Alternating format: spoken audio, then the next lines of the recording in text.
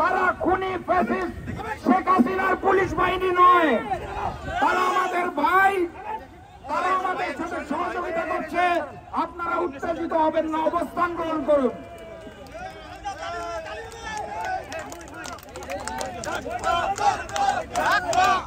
বাংলাদেশের পিলখানায় 57 জন সেনা কর্মকর্তাকে নির্মমভাবে হত্যা, জুলাই আগস্টে নির্মমভাবে পাখির মতন গুলি করে নিরীহ শিশুদেরকে হত্যা, শাপলা চত্বরে বাংলাদেশের তহিদি জনতা কোরআনের পাখিদেরকে নির্মমভাবে হত্যা।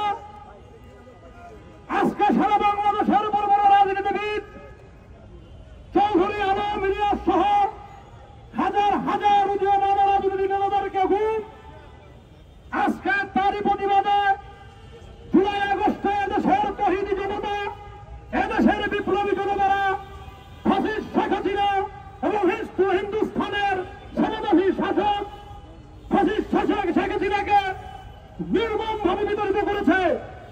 আপনারা জানেন যে আজকে ভারতীয় আগ্রাসন, আজকে যে ভারত যে হিন্দুস্থান বাংলাদেশের 71কে চুরি করেছে, আজকে যে হিন্দুস্থান এই ফ্যাসিস্ট শেখ হাসিনাকে আজকে তাদের দেশে আশ্রয় দিয়েছে, আমরা আরো নিন্দা এবং তীব্র প্রতিবাদ জানাচ্ছি।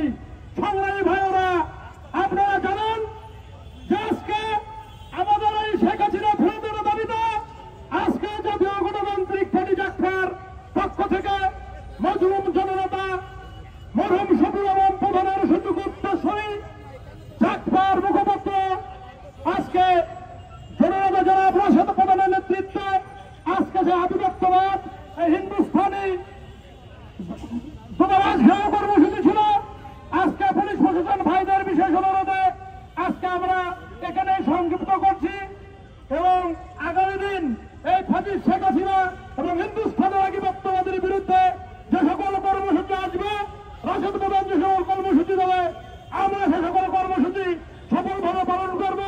বিজয়ের পদযাত্রা শুরু, জীবন অথবা মৃত্যু। নেতৃবৃন্দ, কর্মী ভাইরা, আইন প্রয়োগকারী সংস্থার কর্মকর্তা, আসসালামু আলাইকুম। মিডিয়ার ভাইরা, কথাবার্তা পরিষ্কার, ইতিমধ্যে বক্তব্য শুনেছেন, আমি বক্তব্য দীর্ঘায়িত করব না। ডাক্তার নেতৃত্বে ভারতীয় রয়ের ইঙ্গিতে 80 সালে ভারতীয় চিত্র প্রদর্শনী হয়েছিল, বিক্ষোভ হয়েছিল, আমি সহ কারাগার বরণ করেছিল 13 জন। আজকে ঘেরাও কর্মসূচিতে আমার এই বয়স 1 ফোঁটা রক্ত বের হয়েছে। আগামী দিনে যদি ভারত হুঁশিয়ার করে দিতে চাই, আলটিমেটামের আজকে প্রথম দিন, এই প্রথম দিনে 1 ফোঁটা রক্ত বের হয়েছে। আগামী দিনে এই আধিপত্যবাদ ভারতের হিন্দুস্থানের বিরুদ্ধে প্রয়োজনে সকল রক্ত ঢেলে দিব, আত্মাহতি দেব, ভারতীয় আধিপত্যের কাছে মাথা নত করব না। পরিষ্কার, সোনিয়া সেনাকে বাংলার মাটিতে আনতে হবে, ফাঁসির কাস্টে ঝুলাতে হবে। প্রয়োজনে উন্মুক্ত কোটি কোটি মানুষের সামনে উন্মুক্ত ফাঁসির কাস্টে ঝুলিয়ে বাংলার মানুষ দেখে তার অত্যাচারে শান্তি পাবে। এ বলেই আমি আমার বক্তব্য শেষ করছি।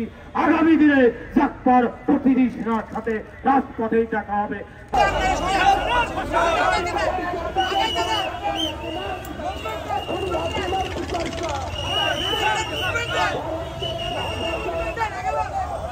আগে